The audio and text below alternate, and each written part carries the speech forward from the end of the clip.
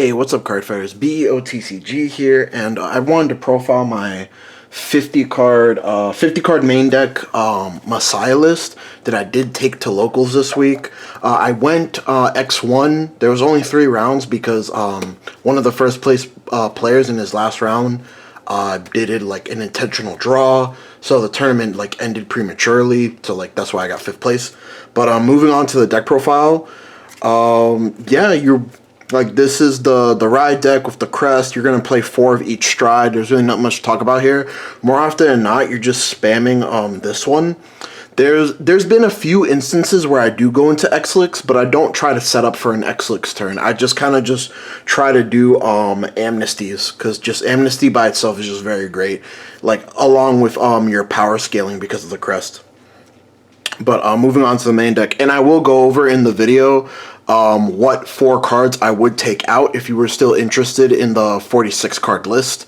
And for those that just want to take the list and dip, no bad blood, brother. It is always in the top of the description of every deck profile video. Just, you know, leave a like, a sub on your way out, share, follow, anything you could do to help out the channel. So close to that 1K. But let's get on into it.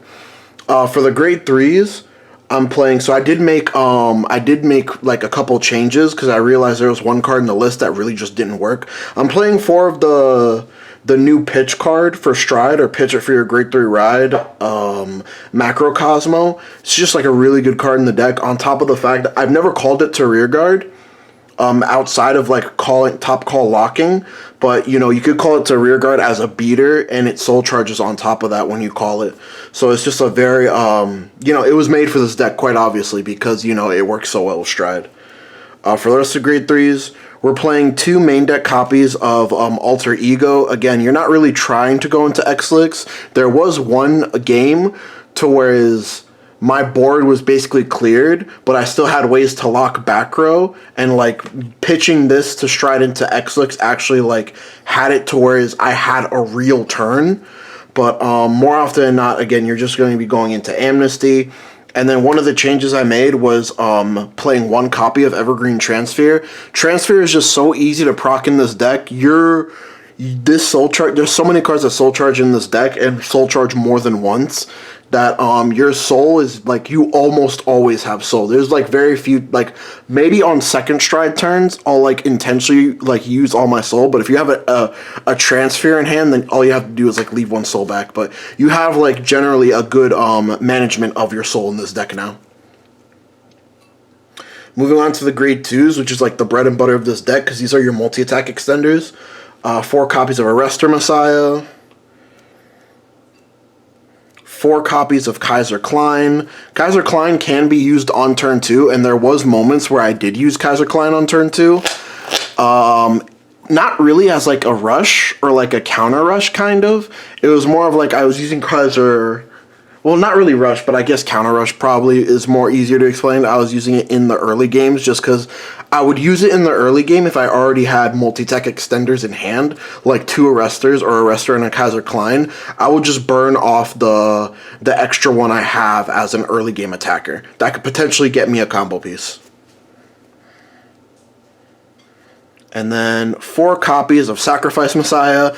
There was one game where I did get the counter charge off, but more often than not, the counter charge is just not going to come up. But yeah, 4 copies of Arrestor Messiah. You just play it because it locks itself. And then 4 copies of Stride Fodder. This also, I usually, I don't know if this is correct or not, just because I basically built this deck before locals. I've only had like 3 matches with this deck, but I would usually draw these early and burn them off as quickly as possible to get the two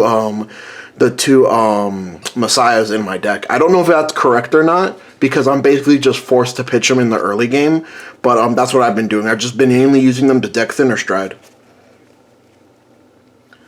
And then 4 copies of Go Ahead Makani. This is like one of the NBPs of this deck, especially if you call it off of Kaiser Klein. You're not really missing, you're missing 1 soul charge, but you still get to put it to soul even if you do call it off of Kaiser Klein next turn if your opponent doesn't try and snipe it. And then 3 copies of this cheetah card. This is what I took out. I took out this damn, I have it over here. So basically I was playing this card. It came out in set 11, One Who Fulfills Spherical Harmony. And what she does is when you guard with her, you could Soul Blast 1 when it's retired from Guardian Circle and call it to the back row at rest. And then at the end of the battle, it boosted. If you have a grade 4 or greater Vanguard, you can put it to Soul, choose one of your units, and it gets 5k to the end of turn.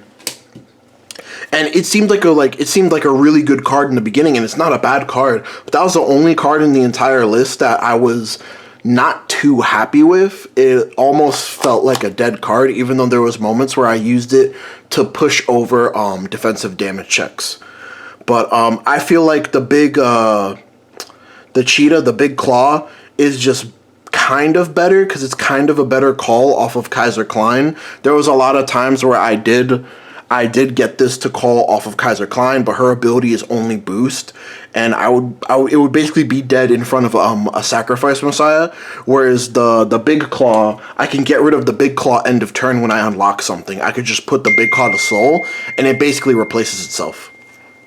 And it's also 10k shield if you have a Messiah Vanguard, which I was gonna run this at 4. You can run this at 4, maybe like cut down like a Messiah, or you could cut down like one of the Stride Fodders or your Macrocosmos, but like 3 feels fine. I feel like you don't want too many of this card. This is just kind of like a supplemental card that when you do see it, you always want it to do something for you. Either be a 10k shield in hand, which is super relevant, especially like when you do your draw 3s, your draw 4s, your draw 5s, because you are unlocking like 3 to 4 cards, like 5 cards maximum at the end of your turn, and you're drawing that many cards because you generate that many soul. You want the cards you draw to be helpful in terms of shield value, because more often than not, you'll be able to set up combo next turn unless your opponent wipes the entire board. There was just a lot of times where I just drew like a bunch of normal units in a row, and it contributed a lot to my losses. Like I had to grind to get those wins. But going on to Perfect Guards, 3 DPGs, nothing much to talk about here. 1 Sanctitude. Originally, I was thinking about running this 1 Blitz Order that's like CB2, and it gets 30k over the Evergreen Transphere, but CB2 is just a high cost, even with the Sacrifice Messiah counter charge that we do get. We don't use too much counterblast a turn, but maximum we're using 2 a turn, so it just felt too expensive to be able to use effectively. And I didn't want to run too many Blitz Orders because my biggest fear with like running too many Blitz is that this conflicts with that, where I'll have this and the other Blitz Order in hand, and then one of them is like effectively useless. But going on to triggers, let's put the triggers over here. One of the Brand Gate OT, I still feel like this is just the best over trigger in D standard format right now. Still no competition. It's just that there's not that many Brand Gate decks right now that are super relevant in this meta format, which it feels nice because you're dealing with like quote unquote lesser over triggers, but an over trigger is still an over trigger at the end of the day. 3 draw triggers. This is just like a very fast format, and the draws do help you, especially when you do check them defensively or offensively in the early game. But because this format's so aggressive, generally you either win or lose by your 2nd stride, if not 3rd stride, that quote-unquote decking out doesn't become relevant, even though you are theoretically drawing a lot of cards off of your grade 3 Messiah's ability and the draw triggers. 4 to into soul crits. If you check top 3 and they're just triggers, but you see an into soul crit, the into soul crit can still at least be kind of useful, or like you can just like kind of get it off board. That's why we play it. It's not really a need to have, but it's a nice to have. And then 4 more vanilla crits, and then 4 vanilla heals. These could be the restand effect heal. There's a lot of decks that restand. This could be the crit effect heal. There is a few decks that still give crits, but then again, there's just like a handful of decks at the same time that like both those just don't affect at all. You could play the grade 4 heal that if your opponent's Vanguard's greater than yours, it gets like 15, But I've never been steered wrong by normal heal triggers. I've lost games because of effect heals. I haven't lost games because of regular heals. But yeah, guys, that is my Messiah deck profile. Again, don't forget to give a like, comment, and subscribe. We're very close to that 1K, and we are going to be doing a big giveaway very soon when we do hit that 1K subscriber mark to our loyal subscribers, the playmat. Yo, so you want to check out the playmat? It is the channel banner. But anyways, guys, you'll have a great night.